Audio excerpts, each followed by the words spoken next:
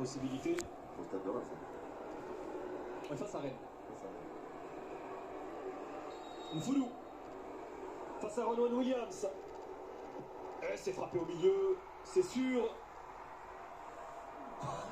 La pression pour les supporters. C'est marrant, maintenant ils sont dans le grand écran, plus personne ne danse et rigole. Hein. Ouais, c'est bien frappé pour Mfoulou au milieu. Évidemment, parce que vous voyez, Williams sur l'avant-dernier appui de Mfoulou, il part, donc après il y a juste à ajuster le plat du pied. Soit sur le côté, mais là, en l'occurrence, c'était dans l'axe pour le joueur de Las Palmas. Ouais, Monaré. Tabang Monaré. Il va s'emparer de ce ballon. Lui, il a une grosse pression, Monaré, parce que. On n'aurait pas que sur le troisième tir, il loupe. Hein. Tabang Monaré face à Dimitri Berthaud. Première fois qu'il se présente sur cet exercice à l'occasion de cette Coupe d'Afrique des Nations. Oh, il est parti du bon côté, Dimitri Berthaud, mais il était tellement bien frappé. Ce tir au but de Monaré qui permet à l'Afrique du Sud de rester en vie. Ouais, Dimitri Berthaud qui attend, qui pousse sur ses jambes, malgré le bon choix de côté. Effectivement, Monaré a très bien frappé ce penalty. Cédric Bakambu qui avait manqué sa tentative face au Maroc. Bakagone, comme il aimait l'écrire sur ses chaussures. Face à Ronwen Williams. Son seul raté, c'était face au Maroc pendant la séance.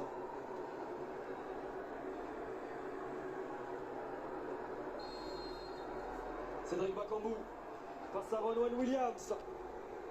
Et là aussi, c'est frappé au milieu.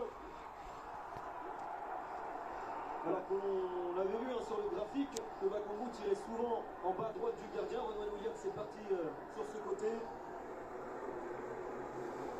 Ouais, après, je trouve que Williams, il part un léger poil trop tôt.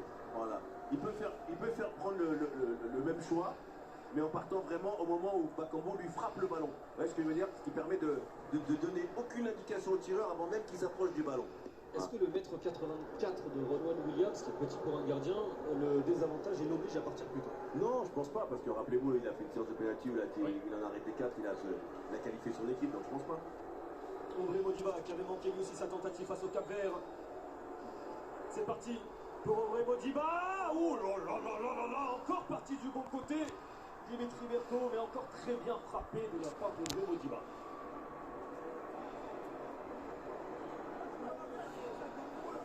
Allez, petit pas avec encore un bon choix. Il manque vraiment pas grand chose pour Dimitri Berthaud. Un demi-appui, une milliseconde pour pousser sur les jambes encore une fois. Enfin, très important. Hein.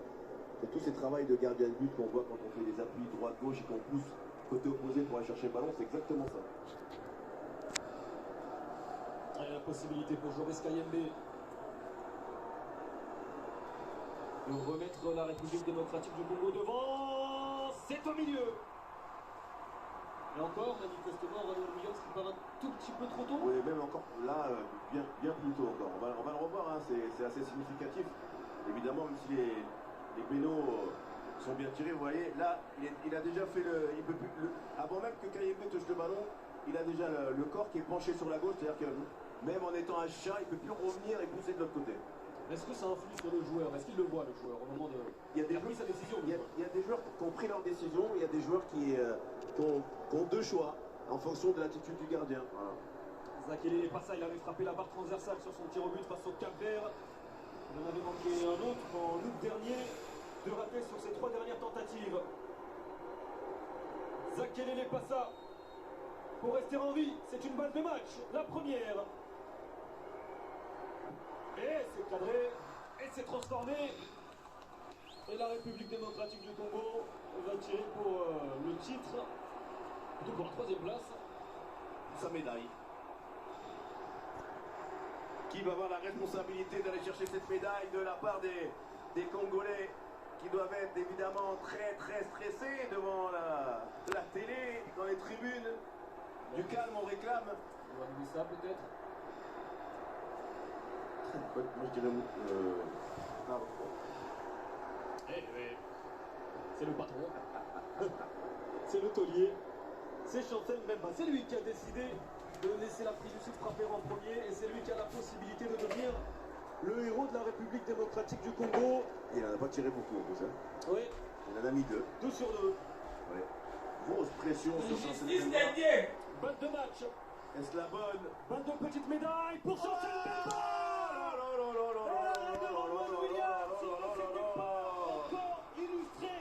Sur cet exercice à l'occasion de cette petite finale en Ronwen Williams.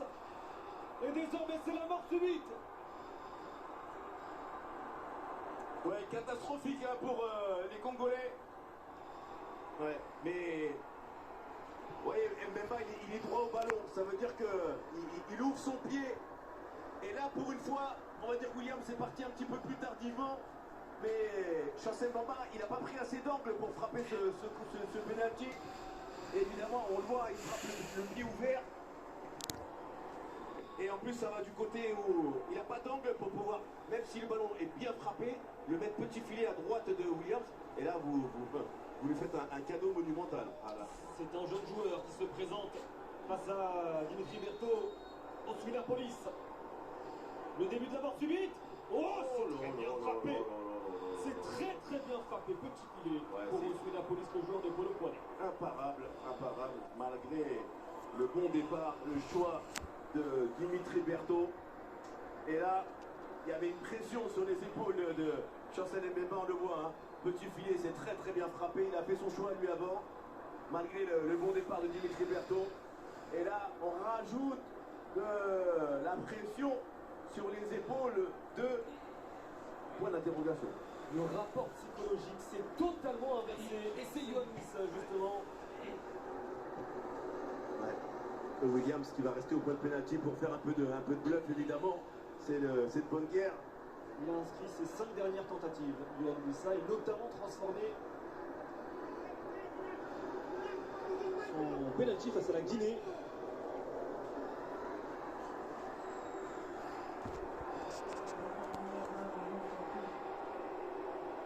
Yohann Wissa face à Ronwen Williams. Balle de match, mais pour rester en vie.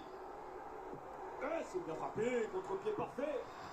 Voilà, on a eu un superbe exemple là sur ce penalty Hamza, avec une petite course très tranquille de la part de Wissa. Ouais, il ne prend pas de risque. Et là, lui, il attend une indication de Williams pour tirer du côté où le gardien n'est pas. Voilà, ça c'est très intéressant, mais après là, il faut avoir la qualité, la sûreté technique pour le faire. Et pas se faire les ligaments croisés et envoyer le ballon derrière la tribune. On va suivre ce tir au but sud-africain. Et après, j'ai une question à vous poser, mon cher Brahim. Mais c'est Sionda Zulu, le défenseur central de Supersport United.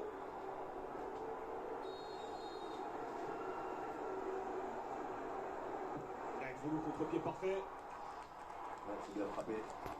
L'Afrique du Sud reprend un avantage psychologique.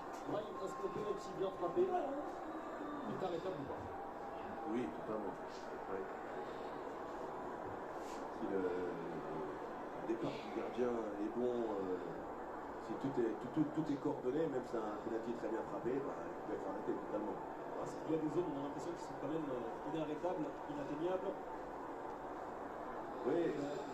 Voilà, après, il y a l'envergure, il y a le choix de la main, il y a le choix du plongeon. Voilà. Comme un penalty très bien tiré peut être loupé aussi. Quoi. Chakelia. Toujours, hein, Ronwen Williams.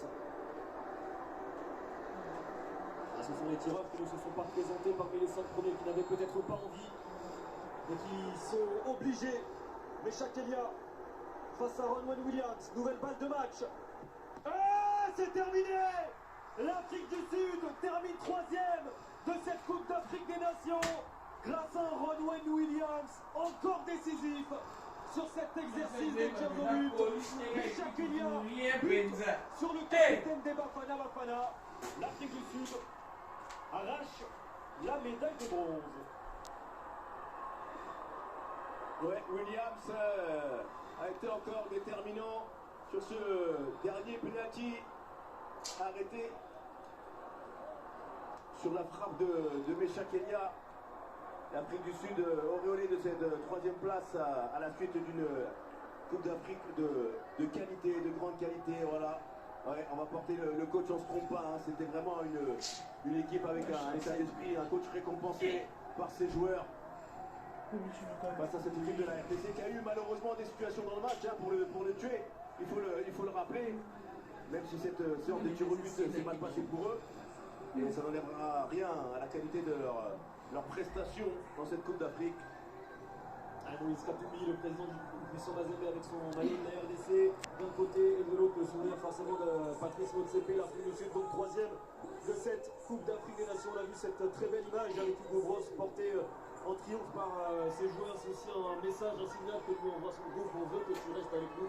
Ouais, je pense qu'ils ont de l'affection en plus d'avoir la crédibilité lui vis-à-vis du groupe, donc c'est bien, c'est un travail d'une équipe de longue haleine, même si on sait qu'il est encore sous contrat, mais ils lui ont montré que la première idée et de joie qu'ils ont, c'est d'aller le féliciter lui, parce que bon, je pense qu'il y est pour beaucoup dans l'état d'esprit, dans l'homogénéité aussi des joueurs qui ont tourné dans cette équipe, et ça c'est très bien. Quoi qu'il arrive, RDC et Afrique du Sud auront réalisé une brillante Coupe d'Afrique des Nations qui emporte ce résultat de la petite finale. L'Afrique du Sud troisième, donc comme en 2000 au Ghana et au Nigeria. Ça promet pour la suite, et puis cette sélection de République démocratique du Congo qui échoue à la 4e place, comme c'était déjà le cas en 1974. Mais là aussi, l'avenir s'annonce radieux pour les hommes de Sébastien de Sabre. Les larmes de Micha Kelia, on peut comprendre cette tristesse. Brahim Tehan, merci d'avoir été à nos côtés sur cette Coupe d'Afrique des Nations, de nous